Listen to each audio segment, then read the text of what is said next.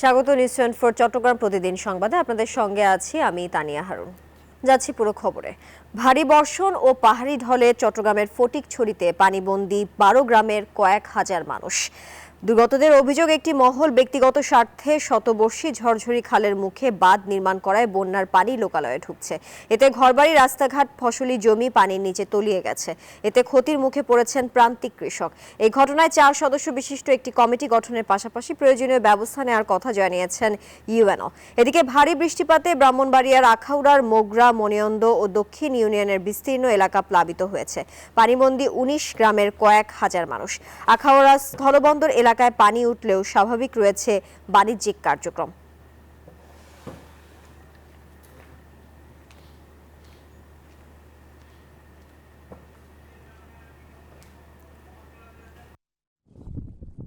চট্টগ্রামে অ্যাডভোকেট আলিফ হত্যাসহ 5 মামলায় সনাতনী জাগরণ জোটের মুখপাত্র চিন্ময় কৃষ্ণ দাস ব্রহ্মচারীর জামিন নামঞ্জুর করেছেন আদালত। মঙ্গলবার দুপুরে চট্টগ্রাম মহানগর হাকিম আবু বক্কর সিদ্দিক এই আদেশ দেন। সহকারী public prosecutor advocate Raihanul Wajed Chowdhury জানান, কোতোয়ালি থানার 5 মামলায় চিন্ময় দাসের জামিন আবেদন করেন আসামি পক্ষের আইনজীবীরা। তার জামিনের বিরোধিতা করেন রাষ্ট্রপক্ষের আইনজীবীরা। শুনানি শেষে তার জামিন নামঞ্জুর করেন আদালত। চট্টগ্রামে কেএনএফ এর কাপড় সরবরাহকারী প্রতিষ্ঠানের এমডি সহ গ্রেফতারকৃত 4 জনের 5 দিনের রিমান্ড মঞ্জুর করেছেন আদালত। মঙ্গলবার দুপুরে মেট্রোপলিটন ম্যাজিস্ট্রেট ইব্রাহিম খলিলের আদালতে পুলিশ 10 দিনের রিমান্ডের আবেদন করলে 5 দিনের রিমান্ড মঞ্জুর করেন বিচারক। সোমবার রাতে কেএনএফ এর তৈরি করা পোশাক সন্দেহে চান্দগাঁওয়ের বাহির সিগন্যাল শিল্প এলাকায় অয়েল ফেব্রিক্স নামে ওই কারখানায় অভিযান চালায় পুলিশ। এক পর্যায়ে মালিক পক্ষের 4 জনকে জিজ্ঞাসাবাদের জন্য আটক করে তারা। এ সময় 160 রোল কাপড়ও জব্দ করা হয়। অন্তর্বর্তীকালীন সরকারের প্রথম বাজেটকে জনবান্ধব ও ব্যবসা বান্ধব বাজেট হিসেবে আখ্যা দিয়েছেন চট্টগ্রামের ব্যবসায়ীরা। তবে অর্থনীতিকে আরও সমৃদ্ধ করতে পোশাক শিল্পকে আরও গুরুত্ব দেওয়া দরকার বলে মনে করছেন গার্মেন্টস ব্যবসায়ীরা। এদিকে অর্থনীতিবিদরা বলছেন, বাজেট বাস্তবায়ন করা কঠিন হবে এই সরকারের পক্ষে। রতন দাসের ছবিতে চট্টগ্রাম থেকে আরও জানাচ্ছেন নয়ন বড়ুয়া জয়। ছাত্র জনতার গণ অভ্যুত্থানে আওয়ামী লীগ সরকারের পতনের পর অন্তর্বর্তীকালীন সরকারের 2025-26 অর্থবছরের প্রথম বাজেট ঘোষণায় খুশি চট্টগ্রামের ব্যবসায়ীরা। বাজেটে মোট ব্যয় 7,90,000 কোটি টাকা। বাজেটে পেট্রোলিয়াম পণ্য, এলএনজি এবং আমদানিকৃত নিত্য প্রয়োজনীয় পণ্যের শুল্ক কমায় দ্রব্যমূল্য কমার পাশাপাশি বাজারে স্বস্তি ফিরে আসবে বলে মনে করেন ব্যবসায়ী নেতারা। বর্তমানে এই বাজেটে আমরা যেটা দেখলাম, আমাদের নিত্য প্রয়োজনীয় যেসব জিনিসগুলো আমাদের জনগণ সবসময় ক্রয় করে থাকে, যেগুলির উপর আমরা আমাদের বাজারের যে মূল্য বৃদ্ধি, মূল্য কমা, এগুলো নিয়ে আলোচনা সমালোচনা হয়, সে জায়গায় সরকার একটা ভালো নজর দিয়েছে। তবে নির্মাণ সামগ্রীর দাম বাড়ার ইঙ্গিতকে অশনি সংকেত বলছেন অনেকে। রড এবং স্টিলের যে আমদানিকৃত যে আইটেমগুলি আছে, সেগুলির উপর একটু দাম বাড়িয়েছে। আমি মনে করছি এতে আমাদের ইনফ্রাস্ট্রাকচার ডেভেলপমেন্টের খরচ আরও বেড়ে যাবে। এই দিকে পোশাক শিল্পকে আরো গুরুত্ব দিলে দেশের অর্থনীতি সমৃদ্ধ হতো বলে মনে করে বিজিএমইএ। বিদেশি বৈদেশিক মুদ্রা নির্ভর পরিকল্পনা নিতে গেলে প্রথমত আরএমজি সেক্টরের এক্সপোর্টের জন্য একটা প্যাকেজ প্রস্তাবনা আমরা প্রত্যাশা করছি। অন্যদিকে অর্থনীতিবিদরা বলছেন, বাজেট বাস্তবায়ন করা কঠিন হবে এই সরকারের পক্ষে। এই বাজেটটার জন্য প্রথম চ্যালেঞ্জ হচ্ছে সেই ইকোনমিক যে অস্থিরতা, সেটাকে একটা স্টেবল জায়গায় নিয়ে আসা ওনার জন্য বড় চ্যালেঞ্জ। অর্থনীতিবিদের অভিমত, চলমান বড় বড় মেগা প্রকল্পের ব্যয় নিয়েও বাড়বে জটিলতা। আর দ্বিতীয় হচ্ছে, আমাদের যে অনগোয়িং কতগুলো পলিটিক্যাল প্রজেক্ট আছে, সেই প্রজেক্টে যে আমাদের বরাদ্দকৃত টাকা বা কোনো প্রজেক্ট অর্ধেক হয়ে গেছে, কোনো প্রজেক্ট শেষের দিকে, কোনো প্রজেক্ট শেষ হয়নি, সেই ক্ষেত্রে সরকারের একটা পলিটিক্যাল সিদ্ধান্ত লাগবে। তবে বাজেটে চাল, ডাল সহ নিত্য পণ্যকে গুরুত্ব দেওয়ায় খুশি সাধারণ মানুষ। নয়ন বড়ুয়া জয়, নিউজ 24, চট্টগ্রাম। দেশের বিভিন্ন স্থানে জমে উঠেছে কোরবানির পশুর হাট। এ বিষয়ে আরো খবর জানাতে চট্টগ্রাম থেকে সরাসরি যুক্ত হচ্ছেন সহকর্মী আকরাম হোসাইন। আকরাম, হাট কেমন জমে উঠেছে আর দাম নিয়ে ক্রেতা বিক্রেতারা কি বলছেন?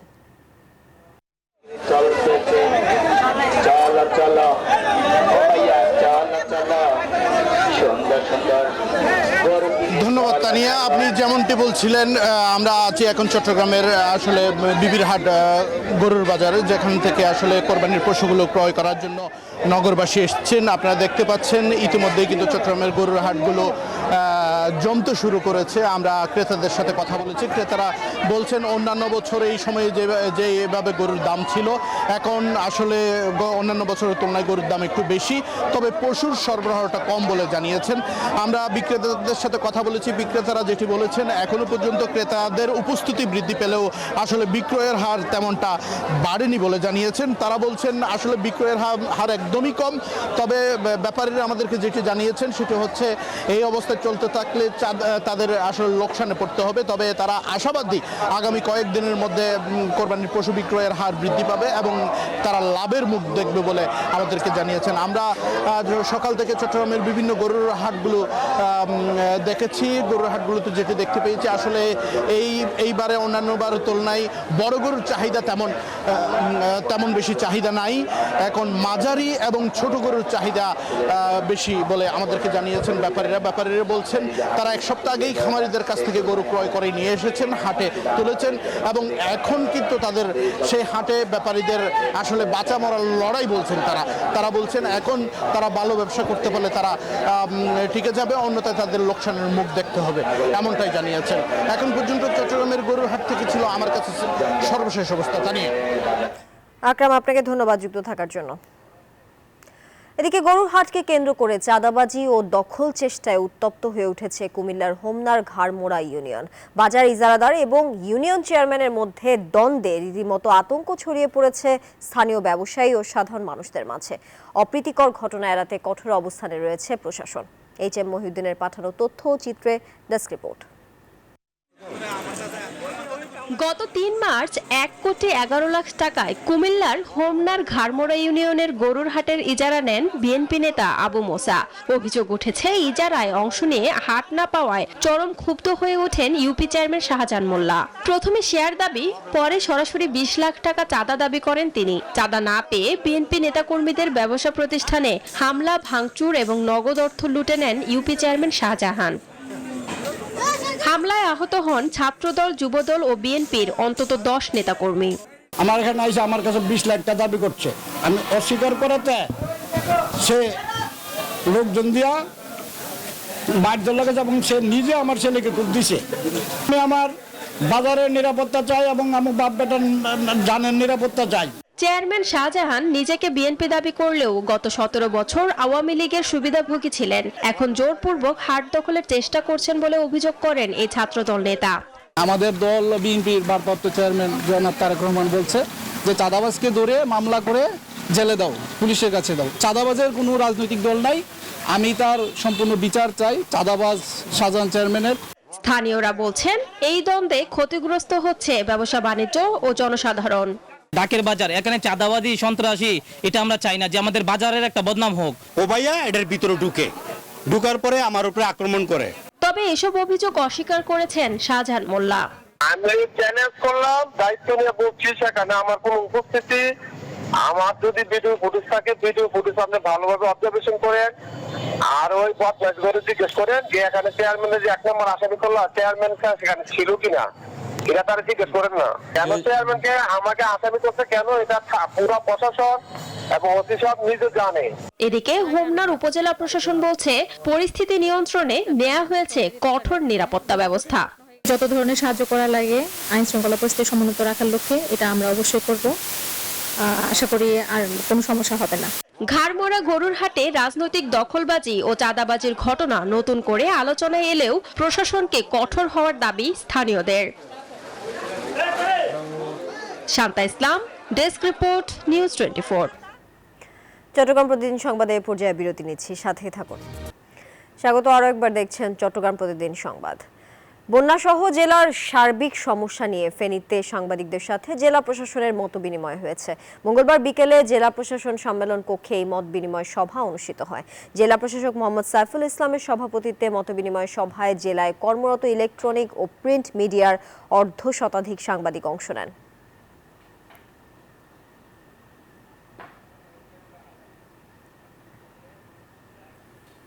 মহেশখালী, কুতুবদিয়া, পেকুয়া এবং বাঁশখালী অঞ্চলে 2018-2020 ও সর্বশেষ 2024 সালে আত্মসমর্পণ করা সাবেক জলদস্যুদের ঈদ উপহার সামগ্রী বিতরণ করেছে র্যাব ৭। মঙ্গলবার সকালে পতেঙ্গায় র্যাব ৭-এর এলিট হলে উপহার সামগ্রী বিতরণ ও মতবিনিময় সভা অনুষ্ঠিত হয়। এ সময় আলোর পথের অভিযাত্রীরা তাদের কর্মসংস্থান সৃষ্টি এবং মামলা প্রত্যাহারের জোর দাবি জানান। আকরাম হোসাইনের রিপোর্ট, ছবি তুলেছেন আবু জাবেদ। আত্মসমর্পণকারী আলুর পথের অভিযাত্রীদের মাঝে ঈদ উপহার সামগ্রী বিতরণ করেছে চট্টগ্রাম র্যাব ৭। মঙ্গলবার সকালে পতেঙ্গায় র্যাব ৭-এর এলিট হলে 127 জনের মাঝে এই ঈদ উপহার সামগ্রী বিতরণ ও মতবিনিময় সভার আয়োজন করা হয়। এ সময় আলুর পথের অভিযাত্রীরা তাদের জীবনের পরিবর্তন, আত্মসমর্পণের পর সামাজিক গ্রহণযোগ্যতা এবং কর্মসংস্থান সহ নানা দিক নিয়ে কথা বলেন। দাবি জানান বিগত সময়ে তাদের বিরুদ্ধে করা সমস্ত মামলা প্রত্যাহারের। আমাদের একটাই দাবি হলো আমাদের সরকারের যদি কি আমাদের মামলাটা যদি সব মামলা যতগুলো সরকারবাদী মামলা আছে প্রত্যাহার করে তাহলে আমরা অত্যন্ত খুশি হব। আয়োজকরা জানান র্যাব শুধু অপরাধ দমনে নয়, সমাজে ইতিবাচক পরিবর্তন আনতে আত্মসমর্পণকারী এসব অভিযাত্রীদের পুনর্বাসনে আন্তরিকভাবে কাজ করে যাচ্ছে। কেউ সহায়তা না করলেও আপনি নিজের জন্য কিছু একটা করতে পারবেন, এটা আমরা বিশ্বাস করি। আপনারা চেষ্টা করুন এবং অন্যান্য যাদের কথা বললাম তারা যদি একটু সহযোগিতা করেন, ইনশাল্লাহ সবাই ভালো থাকতে পারবো। সমাজে স্বাভাবিক জীবনে ফিরে আসা অভিযাত্রীদের পাশে দাঁড়ানো, তাদের প্রেরণা যোগানো এবং পুনর্বাসন প্রক্রিয়াকে আরো দৃঢ় ও ফলপ্রসূ করাও এই আয়োজনের মূল লক্ষ্য বলেও জানায় র্যাব। আকরাম হোসাইন, নিউজ 24, চট্টগ্রাম। চট্টগ্রাম প্রতিদিন সংবাদ এখন এ পর্যন্ত। এতক্ষণ সঙ্গে থাকার জন্য সবাইকে ধন্যবাদ।